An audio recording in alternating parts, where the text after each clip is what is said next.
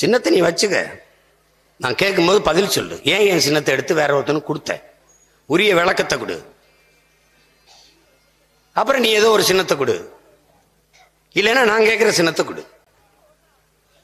அதனால சின்னத்தை பற்றி சிந்திச்சுக்கிட்டு குழம்பிக்கிட்டு இருக்கிறத கைவிடு. அது ஏன் பொறுப்பு.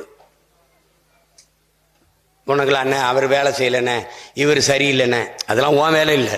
உனக்கு ஒரு வேலை கொடுத்துருக்கேன், நீ இதை பாருங்க, அதை பாரு.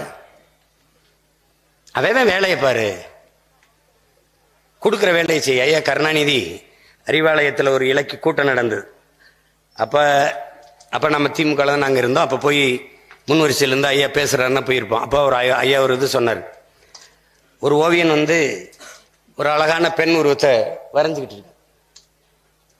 வரைஞ்சிக்கிட்டு இருக்கும்போது அப்போ ஒருத்தன் பார்த்துக்கிட்டு இருந்தவன், இந்த கால் செருப்பை விட இந்த செருப்பு சின்னதாக இருக்குன்னு சொல்கிறான். யார் அவன் இப்படி சொல்கிறானே என்ன அப்படின்னு பார்த்து அளந்து பார்த்தா உண்மையிலே இந்த கால் செருப்பை விட இந்த கால் செருப்பு சின்னதாக இருக்கு. அது என்ன பண்ணிடுறாரு, திருத்திடுறாரு. திருத்திட்டு நீ எப்படி இவ்வளோ சரியாக சொல்லிட்ட அப்படின்னு. நான் ரொம்ப நாளாக செருப்பு தைக்கிறேன், அதில் எனக்கு பயிற்சி இருக்கு, அதனால இது தவறாக இருந்து தெரிஞ்சு சொன்னேன் அப்படின்னு. ரொம்ப நன்றி அப்படின்னு முகமெல்லாம் வரைஞ்சிட்டு பொட்டு வைக்க போகிறாரு.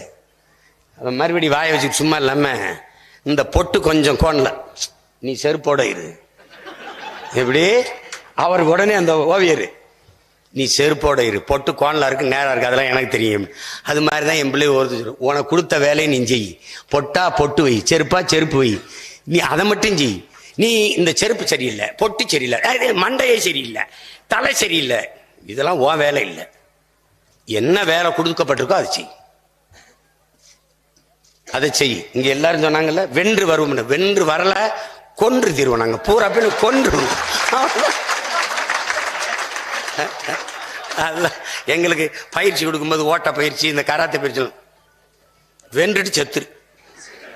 பயிற்சி எப்படி? நீ என்ன அந்த வெற்றி கோட்டை 100 மீட்டர்ல அந்த வெற்றி கோட்டை அங்க இருக்குன்னா, உடல்ல இருக்கிற எல்லா ஆற்றலையும் தேக்கி ஓடி அந்த கோட்டை தொட்டு செத்து கூட போ, பிரச்சனை கிடையாது. ஆனா வென்று சொல்றல, நீ வென்று விட்டால் அதுக்கு காரணம் சொல்ல தேவையில்லை. ஆனால் தோற்று விட்டால் காரணம் சொல்வதற்கு நீ இருக்கக்கூடாது. முடிஞ்சு கதையை முடிச்சுட்டு போயிடும். அவனே செத்து போயிட்டான், அவன்கிட்ட போய் என்னப்பா விளக்கம் கேட்கறது, விடுப்பா. அந்த மாதிரி போயிடணும்.